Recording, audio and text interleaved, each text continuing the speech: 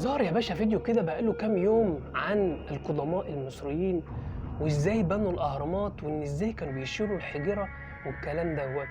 يا ترى بقى حد عنده فكره او حد عنده معلومه عن ان كان في فعلا اطوال بالحجم دوت؟ انا طبعا يعني اللي عمل الفيديو ده يعني بجد حد كده كويس وحد محترم جدا، والقصه دي جميل، وحد طبعا بيبين الحضاره زمان كانت عامله ازاي وقدماء المصريين وان وحاجات كتير وكلام كتير كده.